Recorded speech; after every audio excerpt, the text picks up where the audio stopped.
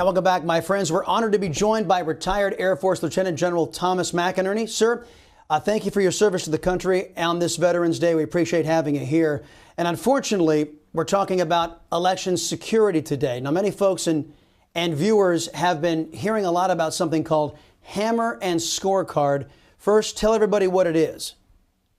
Well, HAMMER and SCORECARD, HAMMER is a surveillance tool designed to seek out terrorists, started in 2003. It was converted by the Biden administration into a surveillance tool to listen to American people and record what they were doing. The SCORECARD is an application like on your iPhone that can manipulate voting data to keep it within 3%, so it's not obvious, but switch it from Trump to Biden, which the Democrats did in this election. And it is clearly one of the most subtle and stealthy ways of changing voting that there is today. And this is the first massive attack in the United States history. So now there'll be no more free election, Chris, after this one, if we get this issue resolved. Well, General, I got to ask, because is there verifiable information that the Trump administration can use, that our citizens can see, that we can say that it was deployed in this election against American voters? Yes, and we will show specifically at what time. For instance, in Michigan at 0400 on the 4th of November, 138,000 votes came in for Biden. We'll show a whole host of these that around the country in the key battleground states that were attacked, the time and how many votes were changed. And we'll have to compare it manually to the votes that went in to the Secretary of State's office and then that came out, the differential. Because people they all realize, I think, that the voting machines are not hooked up to the internet. There are some in Texas that are, but in general they are. They're bundled, go up to the state Secretary of State, and there at certain points, they're shifted onto the internet and distributed. And that's where HAMMER is put in, and they put the SCORECARD application on it and manufacture a different vote total, in this particular case, in favor of Biden. This has to be proved because it'll have to go to a court of law.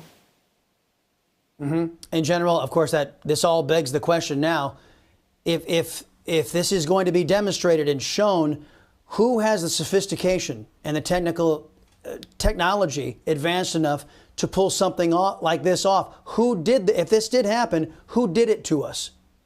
Well, I don't know who specifically did it to us, but the fact is, and I'm just starting to hear that the Russians and the Chinese were playing with us as well.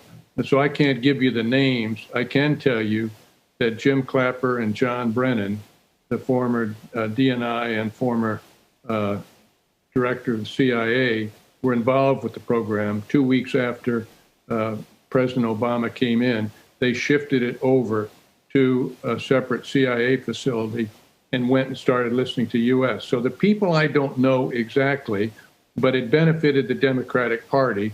So obviously they were involved with it to shift the voting. And the reason that's important and a great question, Chris, is because you've got to look at the whole situation that we're involved with. Here you had Vice President Biden had a record number of votes, larger than Barack Obama. Now, for a person that didn't do any campaigning, and the largest crowd he had were 12 cars with people blowing horns, never getting out of the basement, did not do one press conference that was an hour long and got real questions, to have gotten the number of votes, the record number of votes he got, that in fact belies the smell test, if you will.